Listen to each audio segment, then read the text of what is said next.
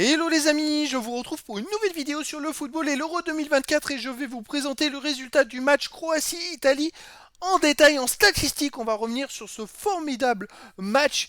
C'était un match de la troisième et dernière journée dans le groupe B et un match qui s'est soldé sur un match nul, un but partout, un match nul jusqu'au bout du suspense puisque c'est vrai qu'au classement, avant ce match, l'Italie avait 3 points, était deuxième de la poule, la Croatie était quatrième avec seulement un point.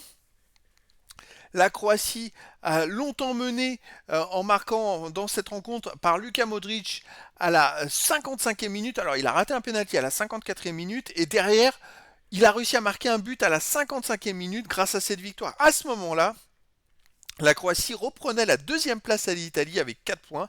L'Italie était troisième et dans une situation compliquée. Et là, le miracle, à la dernière attaque, à la 98e minute, Zaccani pour l'Italie a égalisé. Et de cette façon-là, grâce à lui, l'Italie, je dirais, a fini avec 4 points dans ce groupe-là, finit deuxième du groupe et fait tomber la Croatie à la troisième place. La Croatie n'a que 2 points et ça va être mission impossible pour eux d'être repêchés parmi les 4 meilleurs troisièmes sur les 6 groupes. Avec 2 points, ça me paraît quand même compliqué. Malheureusement pour la Croatie, je pense qu'il y aura au moins des groupes, au moins 4 groupes avec des équipes avec 3 points, voire 4 points. Donc cette égalisation condamne la Croatie. Alors c'est vrai que la Croatie, ils n'ont quand même pas été vernis tout au long de ces 3 matchs, puisque dès le deuxième match contre l'Albanie, ils menaient 2-1, ils ont encaissé l'égalisation du 2-2 à la 95e minute. Contre l'Italie, ils mènent 1-0, ils encaissent l'égalisation à la 98e minute. À chaque fois, ça s'est joué dans les arrêts de jeu. Est-ce qu'il y a un coup de fatigue parce qu'ils ont une équipe quand même assez vieillissante, avec beaucoup de joueurs âgés. Comme par hasard, ils encaissent des buts dans les arrêts de jeu. Ben, c'est peut-être un signe. En tout cas, voilà, on va revenir sur toutes les statistiques de cette rencontre Croatie-Italie en détail pour comprendre ce match. On verra à la fin le classement du groupe B mis à jour avec les qualifiés pour les huitièmes de finale. Alors les stats, pourtant la Croatie 51 à 49 en possession de balle, mais seulement 6 tirs à 13. 37 attaques à 47, plus pour l'Italie. Donc les corners, 11 corners à 2 pour l'Italie, qui a quand même ultra dominé. C'est vrai que dans certains comportements du jeu, l'Italie était très forte. Pourcentage de passes réussies 89 pour la Croatie, 87 pour l'Italie. Les passes tentées 520 pour la Croatie, 568 pour l'Italie, plus pour l'Italie, alors que la possession de balle est légèrement inférieure. Ça c'est quand même étonnant. Les ballons récupérés 47 pour la Croatie, 40 pour l'Italie. Hors-jeu 0 pour la Croatie, 2 pour l'Italie. Les arrêts 3 pour l'Italie et 2 pour la Croatie. Les distances parcourues 121,1 km pour la Croatie, 123,3 pour l'Italie. Ça a été un match avec beaucoup de courses et d'intensité. Mais dès le début du match, je crois que rien que les 10 premières minutes, il y avait déjà 16 km de parcouru, ce qui était hallucinant parce qu'on était parti pour du 100, 130 à 140 km dans le match. Mais là, ça fait partie des matchs où ça a couru le plus, tellement il y avait de l'enjeu et du niveau. Alors les cartons jaunes, 6 pour la Croatie et 3 pour l'Italie. Alors les buts, bon, dans la surface pour les deux équipes. Les tirs, la Croatie n'a pas tiré beaucoup 6 fois, mais 4 tirs cadrés. L'Italie a tiré plus du double 13 fois, mais en a cadré moins 3. Voilà, c'est très peu de tirs cadrés pour l'Italie, c'est quand même compliqué, hein. Donc les pénaltys manqués, il y en avait un pour la Croatie. Les dribbles, 9 à 6 pour la Croatie, il n'y a pas beaucoup de dribbles. Les courses d'entière offensive, 14-12 pour la Croatie, vers le camp adverse, 15-12 pour l'Italie. Dans la surface de réparation, 3-1 pour l'Italie face à la Croatie. Bon, ça manquait quand même de... alors ça défendait très dur des deux côtés, hein. Donc ça manquait d'espace, et c'est pour ça que la percussion n'était pas forcément présente. Il y avait beaucoup d'intensité physique forcément dans un tel match avec l'enjeu de la qualif pour les deux équipes, hein. Au niveau de la distribution, alors on a vu légèrement plus de ballons pour l'Italie, légèrement plus de passes réussies en pourcentage, je précise, pour la Croatie, avec une possession légèrement supérieure pour la Croatie. Les passes courtes réussies 124 à 112 pour l'Italie, les passes moyennes 326 à 320 pour l'Italie, les passes longues 45-33 pour l'Italie, les passes arrière réussies 98-92 mais pour la Croatie. Les passes à gauche 132 partout.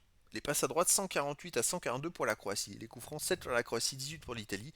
Et passes dans la surface de réparation 15 à 9 pour l'Italie. Les centres, la Croatie 1 sur 11, c'est pas grandiose. Et l'Italie 6 sur 24. Les stats de défense, bon, un peu plus de ballons récupérés par la Croatie, 8 contre pour la Croatie à 2. Un penalty concédé pour l'Italie. Les tacles, 17 pour la Croatie, 7 réussis, 10 ratés. 15 pour l'Italie, 5 réussis, 10 ratés. Les dégagements, 20 sur 22 pour la Croatie et 11 sur 11 pour l'Italie. A noter quand même Donnarumma, il a encore fait un énorme match. Il a sorti plein d'arrêts, il a sorti un penalty. Et il a encore fait un match monstrueux.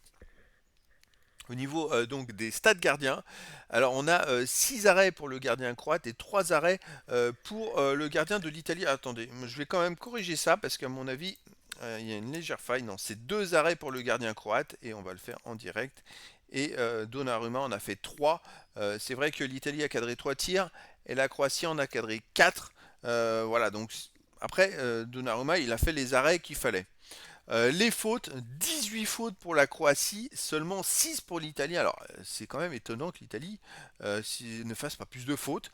La Croatie a pris 6 jaunes en 18 fautes. En même temps, ils ont tout fait pour essayer de gagner. Mais c'est étonnant que les Italiens se soient laissés faire comme ça. C'est pas leur style d'habitude à l'Italie. On arrive maintenant, les amis, au classement de ce groupe B. Alors, dans l'autre match, l'Espagne a battu l'Albanie. Donc, l'Espagne finit loin devant tout le monde, 9 points en 3 matchs. Ils ont tout gagné. Et en plus, ils n'ont pas encaissé de but, hein. Ça, c'est très fort.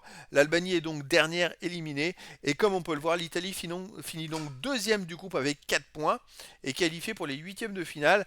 Grâce à ce résultat, l'Italie va affronter la Suisse en huitièmes de finale. Donc, c'est un match très intéressant. Ça peut être un bon tirage ou pas, hein, mais voilà, l'Italie va affronter la Suisse et la Croatie, donc qui finit troisième avec 2 points, moins 3 de goal average.